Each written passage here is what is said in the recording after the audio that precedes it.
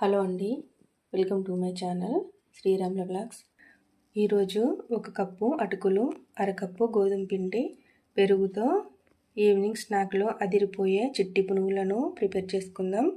చిట్టి పునుగులు ప్రిపేర్ చేసుకోవడానికి ముందుగా ఈ అటుకులను శుభ్రంగా 2-3 టైమ్స్ కడుక్కొని 5 మినిట్స్ వరకు నాంచుకోవాలి.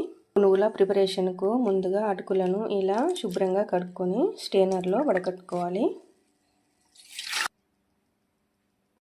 5 మినిట్స్ వరకు వాటర్లో నానబెట్టిన అటుకులను ఇప్పుడు మిక్సీ జార్లోకి తీసుకుంటున్నా.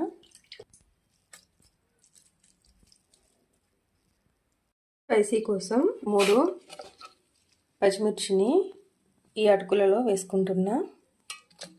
వెల్లుల్లి రెబ్బలను ఈ అటుకులలో వేసుకోవాలి. కొద్దిగా జీలకర్ర వేసుకోవాలి. టేస్ట్కి సరిపడా సాల్ట్ వేసుకోవాలి. అటుకులను మెత్తని పేస్ట్లా గ్రైండ్ చేసుకోవడానికి ఒక 2 స్పూన్ల పెరుగును వేసుకుంటున్నా.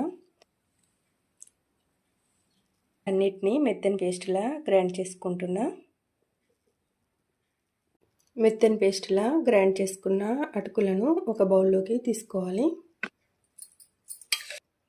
ఇందులో అరకప్పు గోధుమ పిండిని వేసుకుంటున్నా.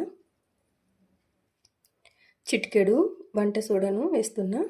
పునుగులు టేస్టీగా రావడానికి ఈ పిండిలో వాటర్ వేయకుండా నేను పెరుగుతోనే ఈ పిండిని మొత్తం కలుపుకుంటున్నా. పెరుగును కొద్దిగా వేసుకుంటూ పిండిని మొత్తం కలుపుకోవాలి.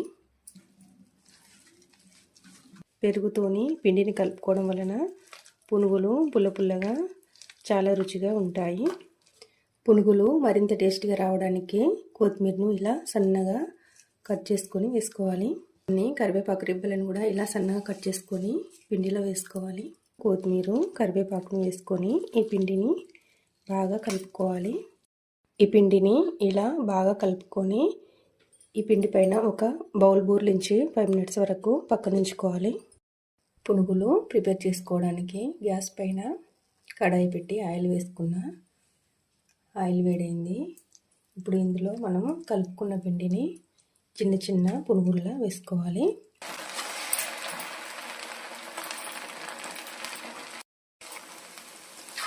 ఈ విధంగా పిండిని మొత్తం పునుగుల్లా ప్రిపేర్ చేసుకున్నా.